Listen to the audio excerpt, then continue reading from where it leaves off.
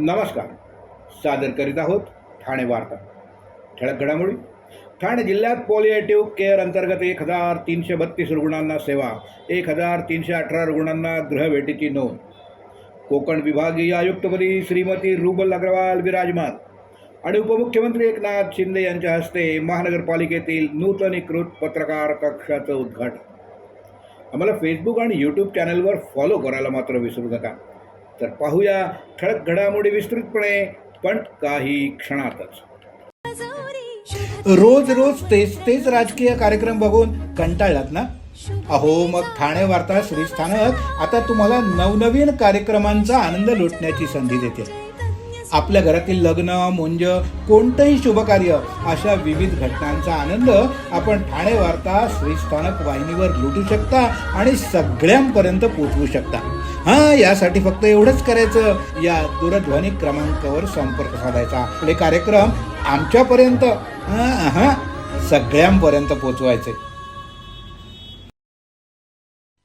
आपण पाहत आहात श्रीस्थानक वाहिनी, ठाणे जिल्ह्याचं मुख्य व्यासपीठ. ठाणे वार्ता पहा श्रीस्थानक वाहिनीवर. आता सकाळी 9:15 पासून रात्री 9:15 पर्यंत ठाणे वार्ता, ठाण्यातील पहिलं दृकश्राव्य माध्यम. ठाणे वार्ता आणि श्रीस्थानक वाहिनीचं लाईव्ह स्ट्रीमिंग.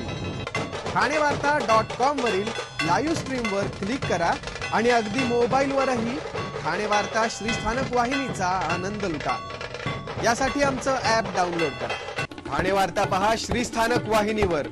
आता सकाळी 9:15 पासून रात्री 9:15 पर्यंत ठाणे वार्ता, ठाण्यातील पहिलं दृकश्राव्य माध्यम. आपण पाहत आहात श्रीस्थानक वाहिनी, ठाणे जिल्ह्याचं मुख्य व्यासपीठ. प्रशासकीय क्षेत्रातील आपल्या धडाकेबाज कार्यशैलीसाठी ओळखल्या जाणाऱ्या ज्येष्ठ सनदी अधिकारी रुबल अग्रवाल यांनी सोमवारी 30 मार्च रोजी कोकण विभागीय आयुक्तपदाची सूत्र स्वीकारली आहेत. त्यांनी प्रभारी विभागीय आयुक्त सिद्धराम सालीमठ यांच्याकडून या पदाचा कार्यभार अधिकृतपणे स्वीकारला. 2008च्या बॅचच्या IAS अधिकारी असलेल्या रुबल अग्रवाल यांनी आपल्या कारकिर्दीत विविध महत्त्वाच्या पदांवर काम करून आपल्या कर्तृत्वाचा ठसा उमटवला. यापूर्वी त्यांनी सोलापूर इथं सहाय्यक जिल्हाधिकारी म्हणून आपल्या सेवेला सुरुवात केली. त्यानंतर अहमदनगर जिल्हा परिषदेच्या मुख्य कार्यकारी अधिकारी आणि अहमदनगर तसंच जळगाव इथं जिल्हाधिकारी म्हणून त्यांनी यशस्वीरित्या कामकाज पाहिलं आहे. रुबल अग्रवाल या शिर्डीच्या श्री साईबाबा संस्थान ट्रस्टच्या पहिल्या महिला मुख्य कार्यकारी अधिकारी देखील होत्या. त्यांच्या काळात साईबाबा समाधी शताब्दी महोत्सवाचं नियोजन अत्यंत भव्य आणि शिस्तबद्ध पद्धतीनं करण्यात आलं होतं. त्या पुणे महानगरपालिकेत अतिरिक्त महानगरपालिका आयुक्त म्हणून कार्यरत असताना त्यांनी कोविडच्या भीषण संकटाचं व्यवस्थापन अत्यंत प्रभावीपणानं केलं. त्यांच्या या कामगिरीची दखल राज्य आणि राष्ट्रीय स्तरावर देखील घेण्यात आली होती. यापूर्वी त्यांनी एकात्मिक बाल विकास सेवा योजनेच्या आयुक्त म्हणून राज्यातील 1,10,000 अंगणवाड्यांचं जाळं सक्षमपणे हाताळलं. कोकण विभागीय आयुक्त पदावर येण्यापूर्वी त्या महामुंबई मेट्रो ऑपरेशन कॉर्पोरेशन लिमिटेडच्या व्यवस्थापकीय संचालक म्हणून कार्यरत होत्या. कोकण विभाग हा भौगोलिक आणि प्रशासकीयदृष्ट्या अत्यंत संवेदनशील आणि अत्यंत महत्त्वाचा विभाग मानला जातो. या विभागातील महसूल, प्रशासन, पायाभूत सुविधांचे प्रकल्प आणि आपत्ती व्यवस्थापन या क्षेत्रात रुबल अग्रवाल यांच्या दांडग्या अनुभवाचा मोठा फायदा होईल असा विश्वास सर्वत्र व्यक्त होत आहे. पदभार स्वीकारल्यानंतर त्याने विभागातील कामकाजाचा आढावा घ्यायला सुरुवात केली. जनसामान्यांचे प्रश्न सोडवण्याला आपलं प्राधान्य असेल असं यावेळी त्यांनी सांगितलं. राज्य शासनाच्या पॉलिएटिव्ह केअर कार्यक्रमांतर्गत ठाणे जिल्ह्यात प्रभावी अंमलबजावणी होत असून गंभीर आणि दीर्घकालीन आजारांनी ग्रस्त रुग्णांना त्यांच्या घरपोच आरोग्यसेवा पुरवण्यात येत आहे. या कार्यक्रमामुळं रुग्णांना वेदनामुक्त आणि सन्मानानं जीवन जगण्यासाठी मोठाच आधार मिळतोय. जिल्ह्यातील उपलब्ध आकडेवारीनुसार एकूण 1,332 रुग्ण पॉलिएटिव्ह केअर अंतर्गत समाविष्ट असून आरोग्य पथकांकडून 1,318 घरभेटी देण्यात आल्या आहेत. रुग्णांच्या स्थितीनुसार नियमित तपासणी आणि समुपदेशन करण्यातही येत आहे.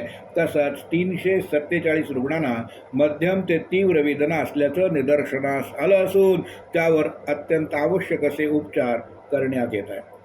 कर्करोगग्रस्त 127 रुग्णांना विशेष सेवा देण्यात आली असून इतर आजार असलेल्या 497 रुग्णांना देखील या योजनेचा लाभ मिळाला आहे. विशेषतः घरभेटीच्या माध्यमातून रुग्णांपर्यंत पोहोचून उपचार देण्यावर भर देण्यात आला आहे. तसंच ग्रामीण रुग्णालय, उपजिल्हा रुग्णालय आणि जिल्हा रुग्णालय इथे पॉलिएटिव्ह केअर रुग्णांकरता खाटांची विशेष व्यवस्था तसंच बाह्य रुग्ण विभागात तज्ज्ञ डॉक्टरांकडून तपासणी आणि उपचार करण्यात येत आहे. या कार्यक्रमांतर्गत समुदाय आरोग्य अधिकारी, आरोग्य सेवक, आरोग्य सेविका आणि आशा सेविका यांच्या माध्यमातून रुग्णांची नियमित तपासणी, औषधोपचार, समुपदेशन आणि कुटुंबियांना मार्गदर्शन करण्यात येत आहे. ठाणे जिल्ह्यात हा उपक्रम जिल्हाधिकारी डॉक्टर श्रीकृष्ण पांचाळ आणि मुख्य कार्यकारी अधिकारी रणजित यादव यांच्या मार्गदर्शनाखाली राबवण्यात येत असून जिल्हा शल्यचिकित्सक डॉक्टर कैलास पवार आणि जिल्हा आरोग्य अधिकारी डॉक्टर गंगाधर परगे यांच्या पुढाकारातून प्रभावी अंमलबजावणी सुरू आहे. महाराष्ट्र शासनाच्या सार्वजनिक आरोग्य विभागामार्फत राज्यातील नागरिकांचं आरोग्यमान उंचावण्यासाठी आणि ग्रामस्तरावर सर्वसमावेशक आरोग्यसेवा बळकट करण्याच्या उद्देशानं माझं गाव आरोग्य संपन्न गाव हे महत्त्वाकांक्षी अभियान 1 एप्रिलपासून पुढं वर्षभर 31 मार्च 2027पर्यंत संपूर्ण राज्यासह ठाणे जिल्ह्यामध्ये राबवण्यात येत आहे. या अभियानाचा मुख्य उद्देश प्रत्येक नागरिकाला प्रतिबंधात्मक, सुलभ, गुणवत्तापूर्ण आणि सर्वसमावेशक आरोग्यसेवा उपलब्ध करून देऊन निरोगी, सक्षम आणि जागरूक ग्रामीण समाज निर्माण करणं हा आहे. प्रजा निरोगी तर राज्य सशक्त या तत्त्वज्ञानावर आधारित हे अभियान ग्रामपंचायत स्तरावर राबवण्यात येणार असून लोकसहभागाला विशेष महत्त्व देण्यात आलं. या अभियानांतर्गत संसर्गजन्य आणि असंसर्गजन्य आजारांचं प्रमाण कमी करणं, माता आणि बाल मृत्यू दरात घट करणं, पोषण, स्वच्छता, शुद्ध पाणी यावर भर देणं तसंच नागरिकांमध्ये आरोग्याबाबत जनजागृती करणं यावर विशेष लक्ष केंद्रित केलं जात आहे. यामध्ये क्षयरोग, कुष्ठरोग, डेंग्यू, मलेरिया यासारख्या आजाराबरोबरच मधुमेह, उच्च रक्तदाब, कर्करोग यासारख्या असंसर्गजन्य आजारांवर देखील प्रभावी नियंत्रण ठेवण्याचं उद्दिष्ट आहे. आरोग्यसेवांसोबतच स्वच्छता, पर्यावरण संवर्धन, मानसिक आरोग्य आणि जीवनशैली सुधारणा यांना देखील समान प्राधान्य. अभियान केवळ आरोग्य तपासणीपुरतं मर्यादित नसून ग्रामविकासाच्या सर्व घटकांना एकत्र आणणारं एक व्यापक व्यासपीठ ठरणार आहे. ग्रामपंचायत, आरोग्य संस्था, आशा वर्कर्स, अंगणवाडी सेविका, स्वयंसेवी संस्था आणि ग्रामस्थ यांचा सक्रिय सहभाग यात अपेक्षित आहे. अभियानादरम्यान उत्कृष्ट कामगिरी करणाऱ्या ग्रामपंचायतींना आरोग्य संपन्न ग्राम म्हणून गौरवण्यात येणार असून त्यांना पुरस्कार आणि प्रमाणपत्र देण्यात येईल. माझं गाव आरोग्य संपन्न गाव हे अभियान आरोग्य क्षेत्रातील एक लोकचळवळ ठरणार असून प्रत्येक नागरिकानं यामध्ये सक्रिय सहभाग नोंदवून आपलं गाव आरोग्यदृष्ट्या सक्षम बनवावं असं आवाहन जिल्हा आरोग्य अधिकारी डॉक्टर गंगाधर परगे यांनी केलं आहे. रोज रोज तेच राजकीय कार्यक्रम बघून कंटाळलात ना? अहो, मग ठाणे वार्ता श्रीस्थानक आता तुम्हाला नवनवीन कार्यक्रमांचा आनंद लुटण्याची संधी देते. आपल्या घरातील लग्न, मुंज, कोणतंही शुभकार्य अशा विविध घटनांचा आनंद आपण ठाणे वार्ता श्रीस्थानक वाहिनीवर लुटू शकता आणि सगळ्यांपर्यंत पोहोचवू शकता. यासाठी फक्त एवढंच करायचं, या दूरध्वनी क्रमांकावर संपर्क साधायचा. आपले कार्यक्रम आमच्यापर्यंत सगळ्यांपर्यंत पोहोचवायचे. आपण पाहत आहात श्रीस्थानक वाहिनी, ठाणे जिल्ह्याचं मुख्य व्यासपीठ. ठाणे वार्ता पहा श्रीस्थानक वाहिनीवर. आता सकाळी 9:15 पासून रात्री 9:15 पर्यंत ठाणे वार्ता, ठाण्यातील पहिलं दृकश्राव्य माध्यम. ठाणे वार्ता आणि श्रीस्थानक वाहिनीचं लाईव्ह स्ट्रीमिंग ठाणेवार्ता.com वरील लाईव्ह स्ट्रीमवर क्लिक करा आणि अगदी मोबाईलवरही ठाणे वार्ता श्रीस्थानक वाहिनीचा आनंद लुटा. यासाठी आमचं ॲप डाउनलोड करा. ठाणे वार्ता पहा श्रीस्थानक वाहिनीवर. आता सकाळी 9:15 पासून रात्री 9:15 पर्यंत ठाणे वार्ता, ठाण्यातील पहिलं दृकश्राव्य माध्यम. आपण पाहत आहात श्रीस्थानक वाहिनी, ठाणे जिल्ह्याचं मुख्य व्यासपीठ. ठाणे महानगरपालिकेतील नूतनीकृत करण्यात आलेल्या सभागृह नेते कार्यालयाचं तसंच पहिल्या मजल्यावरील पत्रकार कक्षाचं उद्घाटन आज राज्याचे उपमुख्यमंत्री एकनाथ शिंदे यांच्या हस्ते करण्यात आलं. महापौर शर्मिला पिंपळवकर यांच्या अध्यक्षतेखाली झालेल्या या कार्यक्रमाला आयुक्त सौरभ राव, राज्यसभेच्या खासदार ज्योती वाघमारे, शिवसेना ठाणे जिल्हा महिला संघटक मीनाक्षी शिंदे तसंच विविध वृत्तपत्र आणि वृत्तवाहिन्यांचे प्रतिनिधी यांच्यासह महानगरपालिकेचे अधिकारी आणि कर्मचारी मोठ्या संख्येनं उपस्थित होते. सभागृह नेतेपदी हनुमंत जगदाळे यांची निवड झाल्यानंतर त्यांच्या कार्यालयाचं नूतनीकरणाचं काम प्रशासनानं सुरू केलं होतं. आज उपमुख्यमंत्री एकनाथ शिंदे यांच्या उपस्थितीत त्यांनी सभागृह नेते कार्यालयात प्रवेश केला. नूतनीकृत पत्रकार कक्षाच्या उद्घाटनानंतर उपमुख्यमंत्री एकनाथ शिंदे यांनी पत्रकारांशी संवाद साधला.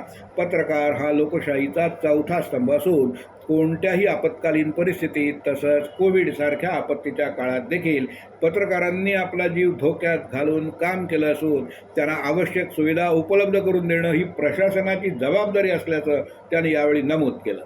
या पार्श्वभूमीवर ठाणे महानगरपालिकेत प्रशस्त आणि सुसज्ज पत्रकार कक्ष उभारण्यात आल्याचं त्यांनी सांगितलं. ठाणे शहराचा वेगानं विकास होत असून नागरिकांना अधिकाधिक सुविधा उपलब्ध करून द्याव्यात यासाठी रस्ते रुंदीकरण, ठाणे बोरिवली बोगदा यासारखे महत्त्वाकांक्षी प्रकल्प राबवण्यात येत असून घोडबंदर परिसरात स्पॉट टॅक्सी प्रकल्पाचं भूमिपूजन देखील लवकरच होणार असल्याची माहिती उपमुख्यमंत्री एकनाथ शिंदे यांनी यावेळी दिली. पत्रकार कक्षाचं काम अल्पावधीत पूर्ण केल्याबद्दल उपमुख्यमंत्री सौरभ राव यांचे आभार मानून त्यांचा सत्कार केला. नव्या पत्रकार कक्षात महिला पत्रकारांसाठी स्वतंत्र बसण्याची व्यवस्था तसंच संपूर्ण कक्षाची त्यांनी पाहणी केली. त्याचप्रमाणे सर्वसाधारण सभेचं कामकाज ऐकण्यासाठी आधुनिक यंत्रणा पत्रकार कक्षात उपलब्ध करून देण्यात येणार असल्याचं देखील उपमुख्यमंत्री एकनाथ शिंदे यांनी नमूद केलं. Tennis cricket sport federation of India यांच्या वतीनं आयोजित प्रेसिडेंट कप इंडिया या देशव्यापी टेनिस क्रिकेट स्पर्धेचा भव्य शुभारंभ ठाण्यातील दादोजी कोंडदेव क्रीडांगण इथं मोठ्या उत्साहात पार पडला. या स्पर्धेचं उद्घाटन राज्याचे उपमुख्यमंत्री एकनाथ शिंदे, बॉलिवूडचे सुप्रसिद्ध अभिनेते सलमान खान, परिवहन मंत्री प्रताप सरनाईक, मंत्री उदय सामंत, खासदार डॉक्टर श्रीकांत शिंदे यांच्या हस्ते करण्यात आलं. या स्पर्धेत देशातील विविध राज्यातील 16 संघ सहभागी झाले असून स्पर्धा 31 मार्च ते 5 एप्रिल दरम्यान रंगणार आहे. विशेष म्हणजे या स्पर्धेची बक्षीस रक्कम थेट 1 कोटी रुपयांपर्यंत वाढवण्यात आली आहे. पहिल्या दिवशी महाराष्ट्र वॉरियर्स आणि कर्नाटक रॉयल किंग्स यांच्यात सामना रंगणार असून मोठ्या संख्येनं क्रिकेट प्रेमींनी उपस्थिती लावली. नवी मुंबई महानगरपालिकेची आजची विशेष सभा सुरू झाली. मात्र या सभेला शिवसेना शिंदे गटाच्या नगरसेवकांची दांडी पाहायला मिळाली. सभेत 10 ते 15 नगरसेवक अनुपस्थित असल्यानं सत्ताधाऱ्यांनी त्यावर आक्षेप घेतला. उपस्थित नसल्यामुळं नागरिकांनी महानगरपालिकेकडे मांडलेले प्रश्न सुटत नाहीत असा आरोप देखील करण्यात आला. दर महिन्याला पार पडणाऱ्या या महासभेला नगरसेवक अनुपस्थित राहिल्यानं जनतेच्या प्रश्नांचा प्रश्न ताणला जातो. त्यामुळं सर्वच स्तरातून नाराजी व्यक्त होत असून नवी मुंबईच्या विकास आणि समस्यांवर शिवसेना किती गांभीर्यानं काम करते हे या घटनाक्रमातून स्पष्टपणे दिसून येतं. रोज रोज तेच राजकीय कार्यक्रम बघून कंटाळलात ना? अहो मग ठाणे वार्ता श्रीस्थानक आता तुम्हाला नवनवीन कार्यक्रमांचा आनंद लुटण्याची संधी देते. आपल्या घरातील लग्न, मुंज, कोणतंही शुभकार्य अशा विविध घटनांचा आनंद आपण ठाणे वार्ता श्रीस्थानक वाहिनीवर लुटू शकता आणि सगळ्यांपर्यंत पोहोचवू शकता.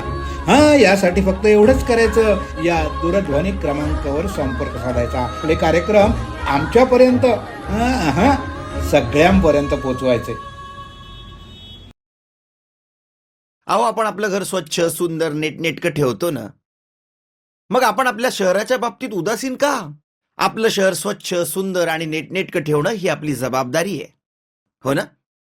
मग उचला फोन आणि विना परवाना होर्डिंग्स, बॅनर्स कुठे दिसले तर 1800-222-108 या टोल फ्री क्रमांकावर कळवा किंवा 750-6946-155 या भ्रमणध्वनीद्वारे आपली तक्रार नोंदवा. किंवा महापालिकेने तयार केलेल्या स्टार ग्रेड ॲप्लिकेशनद्वारे आपली तक्रार नोंदवा. त्याची दखल त्वरित घेतली जाईल. लक्षात घ्या, आपला छोटासा सहभाग आपलं शहर स्वच्छ, सुंदर आणि नेटनेटकं बनवू शकतो. जसं आपलं घर तसं आपलं ठाणे शहर. आपण आपले कार्यक्रम किंवा बातम्या आम्हाला ठाणेवार्ता@gmail.com या ईमेलवर कळवू शकता. ठळक घडामोडी शेवटी पुन्हा एकदा. ठाणे जिल्ह्यात पॉलिएटिव्ह केअर अंतर्गत 1332 रुग्णांना सेवा, 1318 रुग्णांच्या गृहभेटींची नोंद. कोकण विभागीय आयुक्तपदी श्रीमती रुबल अग्रवाल विराजमान आणि उपमुख्यमंत्री एकनाथ शिंदे यांच्या हस्ते महानगरपालिकेतील नूतनीकृत पत्रकार कक्षाचं उद्घाटन. या होत्या ठाणे वार्ता. आपली जर एखादी बातमी बघायची राहून गेली असेल तर आपण आमच्या ठाणेवार्ता.in या संकेतस्थळाला किंवा आमच्या फेसबुक पेज तसंच यूट्यूब चॅनेलला अवश्य भेट द्या. तर मग पुन्हा भेटूया पुढल्या बातमीपत्रात, फक्त श्री स्थानक वाहिनीवर. धन्यवाद.